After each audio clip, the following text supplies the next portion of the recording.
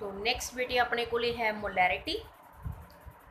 Fourth जोड़ा अपने को है, थर्ड आप ये डिस्कस किया सी, फोर्थ अपने को बेटे है मोलैरिटी।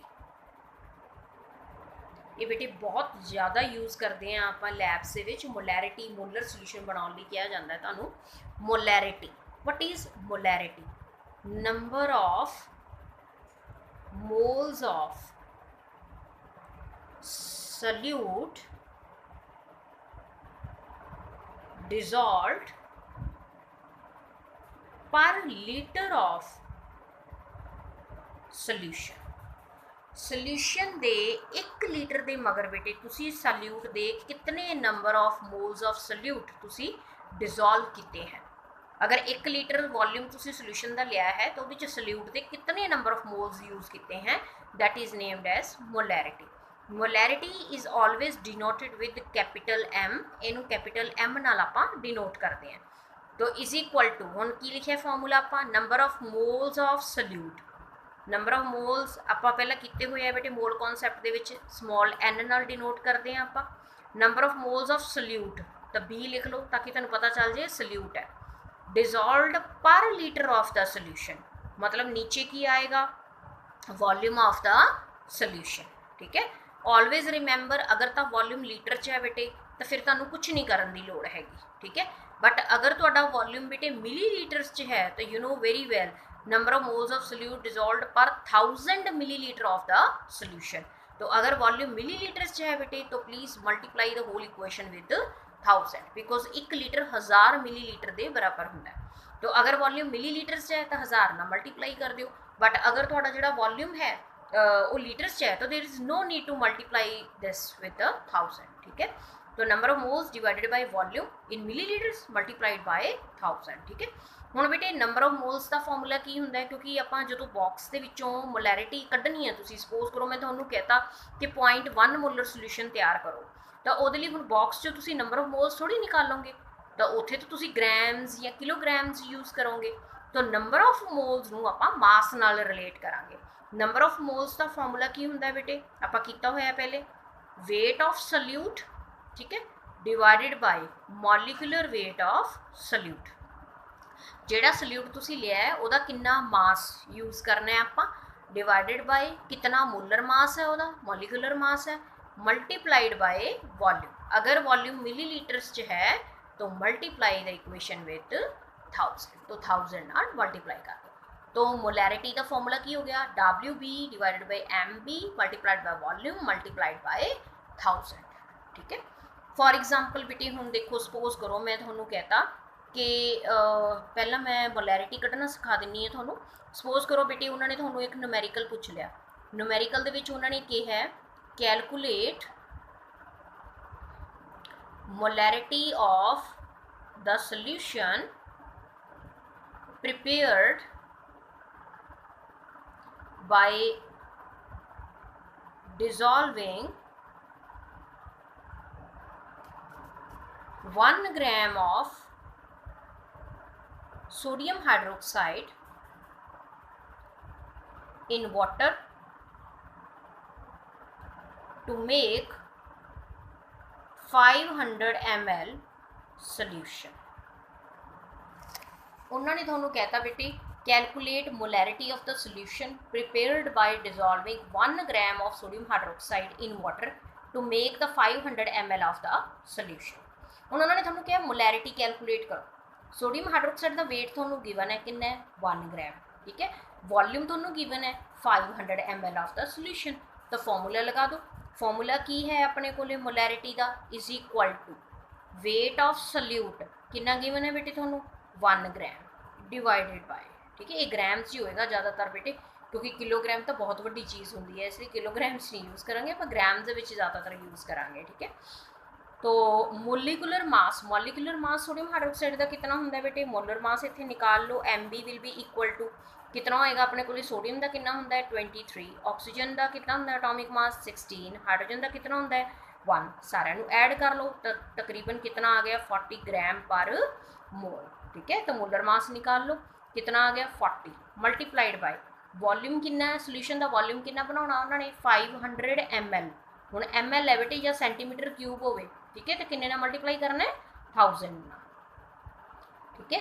तो कितना आ गया आंसर तुहाडा, इनू कैलकुलेट कर लो, ठीक है। तो दैट इज़ 1/20, तो 1 या 0.05 जिन्ना भी तुसीं लिखना है तुसीं लिख सकते हो, ठीक है।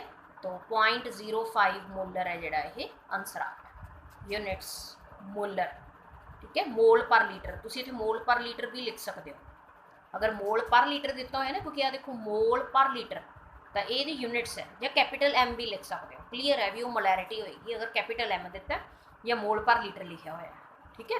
तो ये है बेटे मोलैरिटी, इन्हें बोलते हैं मोलैरिटी। मोलैरिटी मीनस की हो गया number of moles of solute dissolved per litre of the solution. Number of moles कैसे कैलकुलेट करोगे, given mass divided by molar mass multiplied by volume जिन्ना उन्हें बनाना है मल्टीप्लाइड बाय 1000, ये है बेटे मोलैरिटी, ठीक है। अगला जो आप डिस्कस करांगे बेटे मोलैरिटी तो बाद वो अपने को है नॉर्मैलिटी, और मोलैलिटी पहला कर लें, चलो आप molality, what is molality.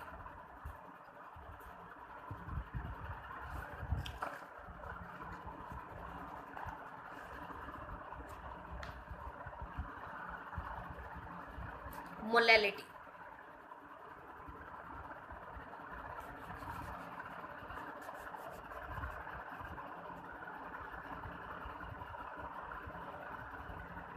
molar solution, molality. What is molality? Molality is defined as number of moles of solute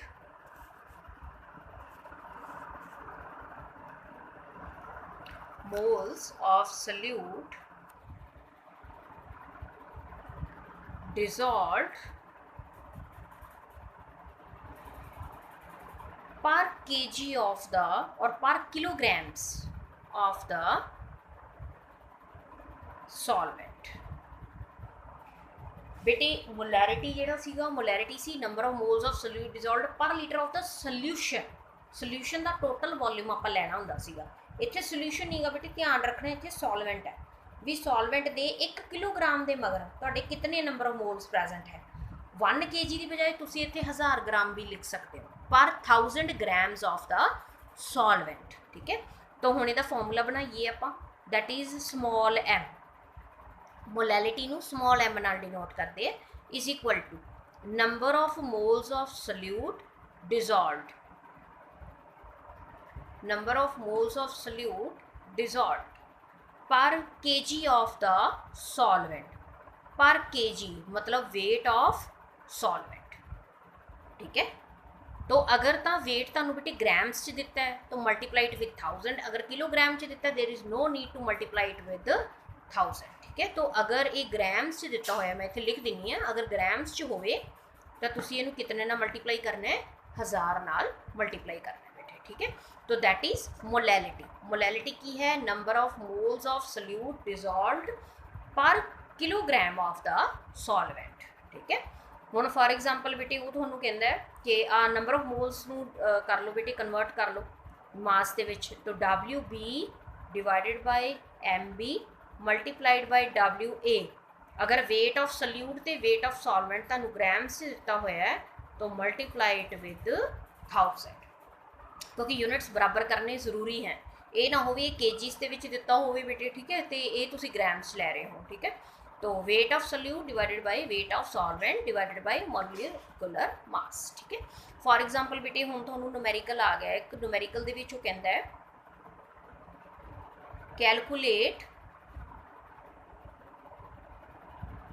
molality of a solution prepared by mixing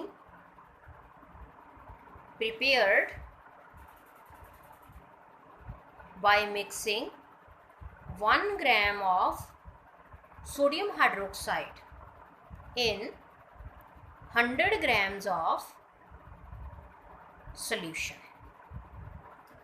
उन्होंने तुहानू कहता calculate molality of the solution prepared by mixing 1 gram of the sodium hydroxide in 100 gram of the solution, कि अगर 1 ग्राम आप sodium hydroxide को 100 ग्राम solution के dissolve करिए तो वो मोलैलिटी कितनी होएगी, ठीक है। तो वो मोलैलिटी कितनी होएगी निकालो, मोलैलिटी फॉर्मूला निकालो, molality is equal to weight of solute divided by molecular weight of solute, weight of solvent in grams, so multiply it with 1000।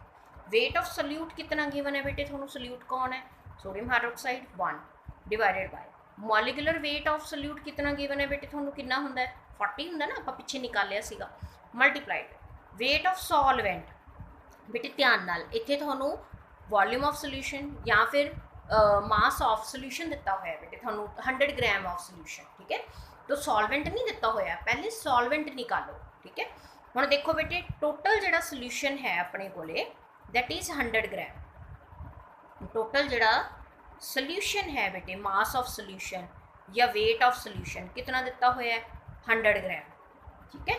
तो जिहड़ा 100 ग्राम है उहदे विचों सोल्यूट कितना है अपने कोले 1 ग्राम, तो सॉल्वेंट कितना होएगा 100 माइनस 1 कितना आ गया 99 ग्राम। सो इत्थे कितना पुट करांगे 99 ना कि 100, बिकॉज इत्थे की लेना है वेट ऑफ सॉल्वेंट ते ये की है वेट ऑफ सोल्यूशन, इसलिए ध्यान रखना, ठीक है। मल्टीप्लाई इट विद 1000 ते इनू कैलकुलेट कर लो बेटे, तुहाडा आंसर आ जाएगा। जिहड़ी यूनिट्स होणगे वो मोल पर केजी होणगे, या तो तुसीं स्मॉल एम लगा सकते हो, स्मॉल एम का मतलब मोलैलिटी, ठीक है, या मोल पर केजी, जैसे उत्थे लिखिया सी मोल पर लीटर, उत्थे इत्थे तुसीं लिख सकते हो मोल पर केजी, ठीक है। तो ये तुहाडे कोले है बेसिकली आ चीज़ ध्यान च रखनी जरूरी है भी वेट ऑफ सोल्यूशन दिता होया है कि वेट ऑफ सॉल्वेंट दिता होया है। कई बार तुसीं डायरैक्ट इत्थे 100 पुट कर दिंदे हो तो वो तुहाडा जिहड़ा जवाब है वो गलत हो जाता है, ठीक है। तो दैट इज़ मोलैलिटी।